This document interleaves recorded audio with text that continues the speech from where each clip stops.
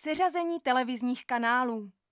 Ahoj, jsem Kuky a naučím tě seřadit si televizní kanály podle potřeby. V hlavní nabídce vyber pomocí ovládacích šipek ikonu Nastav. Zmáčkni ovládací šipku dolů a vyber si sekci Pořadí a potvrď tlačítkem OK. Ukáži ti například, jak si přeskládat programy ČT na přední pozice. Najdi si nejdříve kanál ČT1 HD, potvrď tlačítkem OK.